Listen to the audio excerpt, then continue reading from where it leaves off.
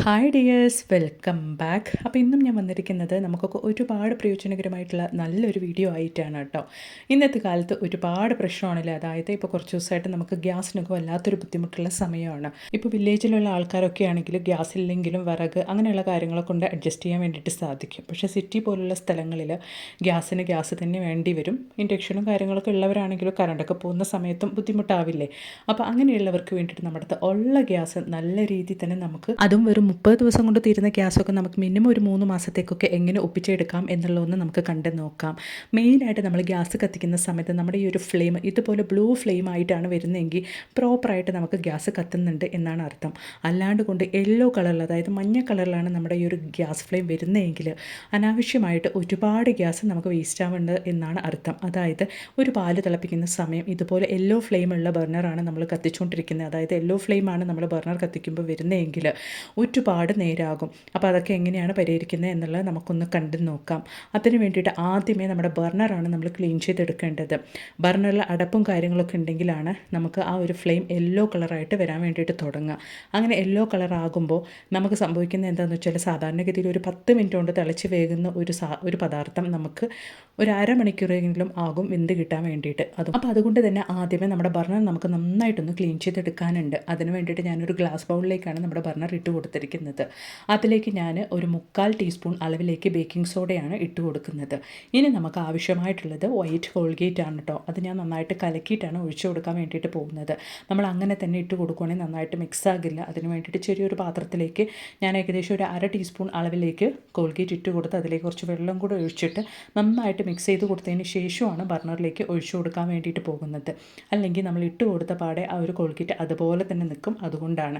അപ്പോൾ അത് നന്നായിട്ടൊന്ന് മിക്സ് ചെയ്ത് കൊടുത്തിട്ടുണ്ട്. ഇനി നമുക്ക് ആ ഒരു ബർണറിൻ്റെ മുകളിലേക്കായിട്ട് ഒഴിച്ചു കൊടുക്കാം. ഇനി നമുക്ക് ആവശ്യമായിട്ടുള്ളത് ഹാർപ്പിക്കാണ്. ഹാർപ്പിക് നല്ല രീതിയിൽ തന്നെ നമ്മുടെ ബർണറിലുള്ള അടപ്പും അഴുക്കും കാര്യങ്ങളൊക്കെ നീക്കം ചെയ്യാൻ വേണ്ടിയിട്ട് ഹെൽപ്പ് ചെയ്യും. ഇനി നമുക്ക് ആവശ്യമായിട്ടുള്ളത് ലിക്വിഡ് ഡിഷ് വാഷാണ്. നിങ്ങളുടെ കയ്യിൽ ലിക്വിഡ് ഡിഷ് വാഷ് ഇല്ല എങ്കിൽ പാത്രം കഴുകുന്ന ഏതെങ്കിലും ഒരു സോപ്പ് കുറച്ചൊന്ന് ഗ്രേറ്റ് ചെയ്ത് ചേർത്താൽ മതിയാകും. അതോടൊപ്പം തന്നെ നമുക്കൊരു 1/2 ലെമൺ കൂടെ ഒന്ന് പിഴിഞ്ഞ് ചേർക്കാം. ഞാൻ ഓൾറെഡി ഉപയോഗിച്ചൊരു ലെമണാണ് കേട്ടോ ഇതിന് വേണ്ടിയിട്ട് ഉപയോഗിക്കുന്നത്. അപ്പോൾ അതാ ഏകദേശം ഒരു 1/4 ടീസ്പൂൺ അളവിലേക്ക് നമുക്ക് ആ ഒരു ലെമണിൻ്റെ ജ്യൂസ് ഇതിലേക്ക് പിഴിഞ്ഞു കൊടുക്കാൻ വേണ്ടിയിട്ട് സാധിച്ചിട്ടുണ്ട്. ഇനി നമ്മൾ അതിലേക്ക് ഒഴിച്ചു കൊടുക്കാൻ വേണ്ടിയിട്ട് ചെറിയ ചൂടോട് കൂടിയുള്ള വെള്ളമാണ് എടുത്തിരിക്കുന്നത്. ഏകദേശം നമുക്ക് ഇതുപോലെ നമ്മുടെ ആ ഒരു ബർണറൊക്കെ മുങ്ങത്തക്ക രീതിക്ക് നമുക്ക് ചെറിയ ചൂടോട് കൂടിയുള്ള വെള്ളവും ഒഴിച്ചു കൊടുക്കാം. എന്നിട്ട് ഒരു അരമണിക്കൂർ സമയത്തേക്ക് നമുക്കൊന്ന് റെസ്റ്റ് ചെയ്യാൻ വേണ്ടിയിട്ട് മാറ്റി വെക്കാം. എത്ര വലിയ ഹാംഫുൾ ആയിട്ടുള്ള കറകളും അതുപോലെ തന്നെ അടപ്പും നമ്മുടെ ആ ഒരു ബർണറിലുണ്ടെങ്കിൽ അതൊക്കെ പോയി കിട്ടാൻ വേണ്ടിയിട്ട് ഇത് ഹെൽപ്പ് ചെയ്യും.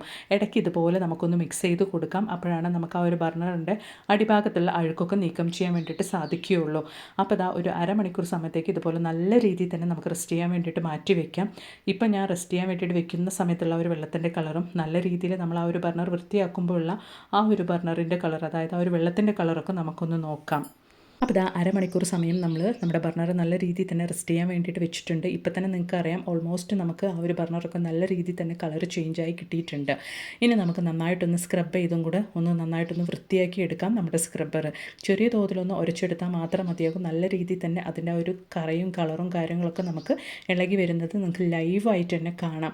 നമ്മൾ ഒരു ഓവർ നൈറ്റൊക്കെയാണ് നമ്മുടെ ബർണർ റെസ്റ്റ് ചെയ്യാൻ വേണ്ടി വെക്കുന്നതെങ്കിൽ നമ്മൾ കടയിൽ നിന്ന് വാങ്ങുമ്പോൾ നമ്മുടെ ബർണറിൻ്റെ കളർ എങ്ങനെയാണോ അതുപോലെ നമുക്ക് മാറ്റിയെടുക്കാൻ വേണ്ടിയിട്ട് സാധിക്കും.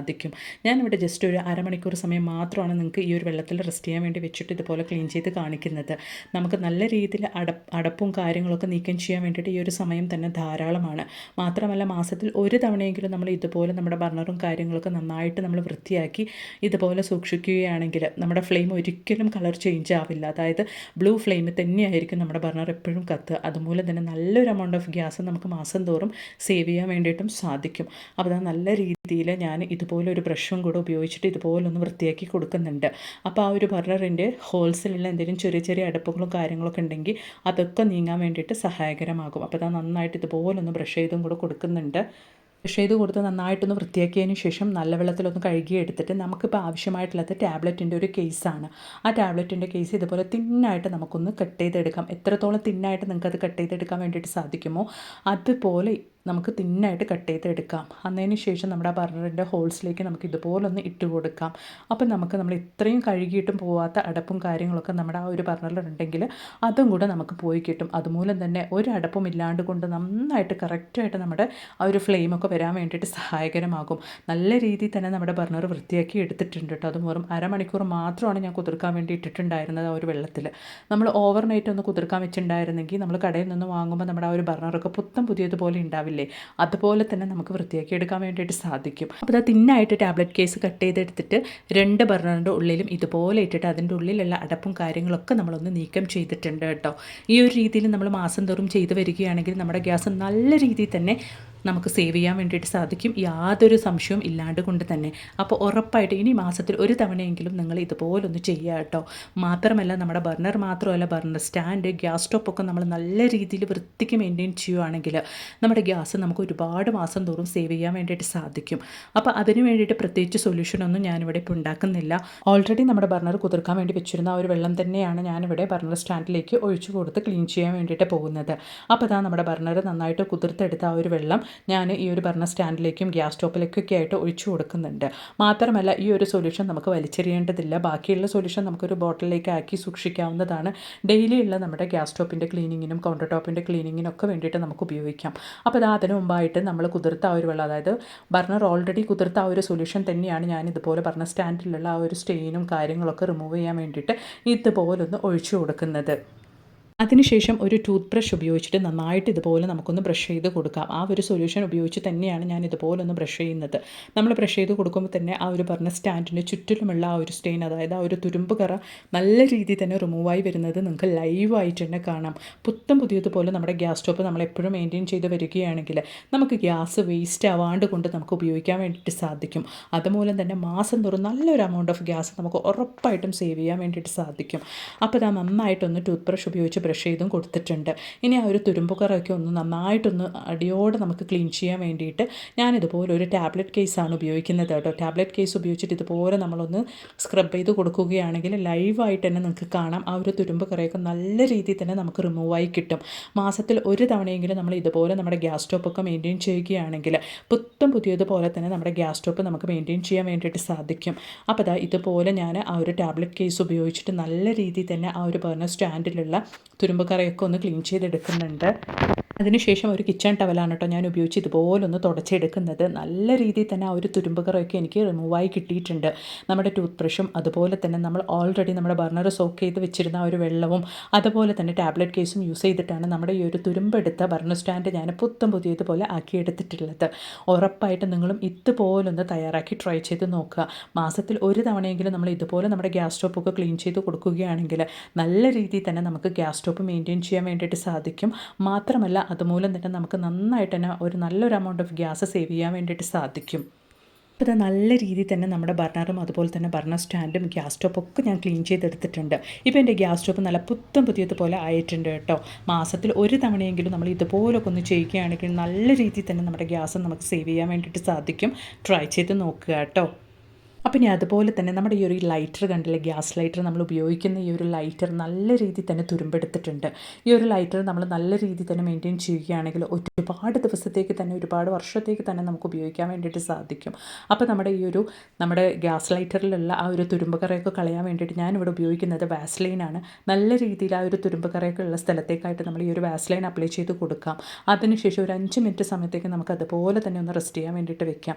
ഈ ഒരു കൈപ്പിടിയുടെ അതേപോലെ തന്നെ നമ്മൾ ആ പ്രസ് ചെയ്യുന്ന ഭാഗത്തൊക്കെ നല്ല രീതിയിൽ തന്നെ നമുക്ക് ഒരു തുരുമ്പുകറ ഉണ്ടാകും. നമ്മൾ വാസ്ലൈൻ അപ്ലൈ ചെയ്ത് കൊടുത്തിട്ട് ഒരു 5 മിനിറ്റ് സമയത്തേക്ക് ഒന്ന് റെസ്റ്റ് ചെയ്യാൻ വെച്ചതിന് ശേഷം ഇതുപോലെ ഒരു പഴയ ടൂത്ത് ബ്രഷ് ഉപയോഗിച്ച് നന്നായിട്ടൊന്ന് ബ്രഷ് ചെയ്ത് കൊടുക്കാം. അപ്പോൾ നമുക്ക് ആ ഒരു തുരുമ്പുകറ ഉള്ളതൊക്കെ നല്ല രീതിയിൽ തന്നെ മാറിയിട്ട് നമ്മൾ ഗ്യാസ് ലൈറ്റർ വാങ്ങുമ്പോൾ എങ്ങനെയാണോ ഉണ്ടായിരുന്നത് അതുപോലെ നല്ല നല്ല പോളിഷായിട്ട് പുത്തം പുതിയതുപോലെ നമുക്ക് മാറ്റിയെടുക്കാൻ വേണ്ടിയിട്ട് സാധിക്കും. അപ്പോൾ ഞാൻ തുരുമ്പുകറയുള്ള ഭാഗത്തേക്കൊക്കെ ആയിട്ടൊന്ന് ബ്രഷ് ചെയ്ത് കൊടുക്കുന്നുണ്ട്. നന്നായിട്ട് ബ്രഷ് ചെയ്ത് കൊടുത്തതിന് ശേഷം ഒരു കിച്ചൺ ടവൽ ഉപയോഗിച്ചിട്ട് ഇതുപോലെ ഞാനൊന്ന് വൈപ്പ് ചെയ്ത് കൊടുക്കുന്നുണ്ട്. നിങ്ങളുടെ കയ്യിൽ കിച്ചൺ ടവൽ ഇല്ല എങ്കിൽ തിന്നായിട്ടുള്ള കോട്ടൺ ടവൽ കൂടെ ഉപയോഗിക്കാവുന്നതാണ്. ഇപ്പോൾ നോക്കി എൻ്റെ ഗ്യാസ് ലൈറ്റർ നല്ല രീതിയിൽ തന്നെ പുത്തം പുതിയതുപോലെ, അതായത് കടയിൽ നിന്ന് വാങ്ങുമ്പോൾ എങ്ങനെയുണ്ടായിരുന്നോ അതുപോലെ തന്നെ എനിക്ക് മാറ്റാൻ വേണ്ടിയിട്ട് സാധിച്ചിട്ടുണ്ട്. ട്രൈ ചെയ്ത് നോക്കുക കേട്ടോ. അപ്പം ഇനി അതുപോലെ തന്നെ എല്ലാവരും ശ്രദ്ധിക്കേണ്ട ഒരു കാര്യമാണ് സിലിണ്ടർ വാങ്ങിക്കുന്ന സമയത്ത് ഈ ഒരു സിലിണ്ടർ ഭാഗത്തേക്കായിട്ട് ഇതുപോലെ നമുക്ക് ആ ഒരു kgയുടെ അളവുണ്ടാവും, എത്ര കിലോയാണ് എന്നുള്ള ഒരു അളവ്. അത് ഡൊമസ്റ്റിക് സിലിണ്ടറിനും കമേഴ്ഷ്യൽ സിലിണ്ടറിനും വ്യത്യാസമായിട്ടുണ്ടാവും. മാത്രമല്ല ഇവിടെ നിങ്ങൾക്ക് കാണാൻ കഴിയുന്ന ഈ ഒരു D34 എന്നുള്ളത് കുറിക്കുന്നത് ഇതിൻ്റെ എക്സ്പയറി ഡേറ്റ് ആണ്. അതായത് നമുക്ക് ഈ ഒരു ഗ്യാസ് നമുക്ക് ഡിസംബർ 34 2034 വരയ്ക്കും ഉപയോഗിക്കാം എന്നുള്ളതാണ്. അത്രത്തോളം എക്സ്പയറി ഡേറ്റ് നമ്മുടെ ഈ ഒരു ഗ്യാസിനുണ്ട്. അപ്പോൾ നമ്മൾ ഗ്യാസ് സിലിണ്ടറൊക്കെ വാങ്ങിക്കുന്ന സമയത്ത് ഈ ഒരു എക്സ്പയറി ഡേറ്റൊക്കെ ഉറപ്പായിട്ടും നമ്മൾ ശ്രദ്ധിക്കേണ്ട ഒരു കാര്യമാണ്. അല്ലെങ്കിൽ നമ്മുടെ ഗ്യാസ് നമുക്ക് ഉപയോഗമില്ലാതായി പോകും.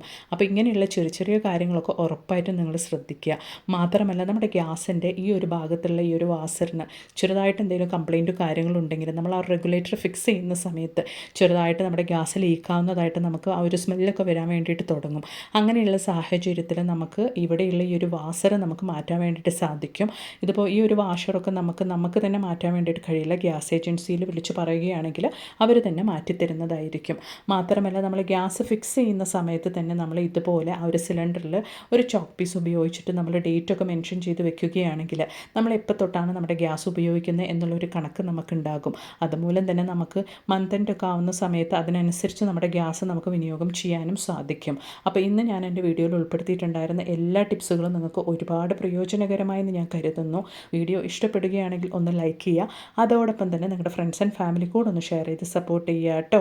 മാത്രമല്ല നല്ല കുറേ വീഡിയോസ് ഞാൻ എൻ്റെ ചാനൽ ഉൾപ്പെടുത്തിയിട്ടുണ്ട്. നിങ്ങൾ അതും കൂടെ ഒന്ന് കയറി ചെക്ക് ചെയ്ത് നോക്കുക. അപ്പോൾ ഇനി ഒരു പുതിയ വീഡിയോ ആയിട്ട് നിങ്ങളുടെ അടുത്തേക്ക് വരുന്നത് വരയ്ക്കും എല്ലാവർക്കും ബായ്.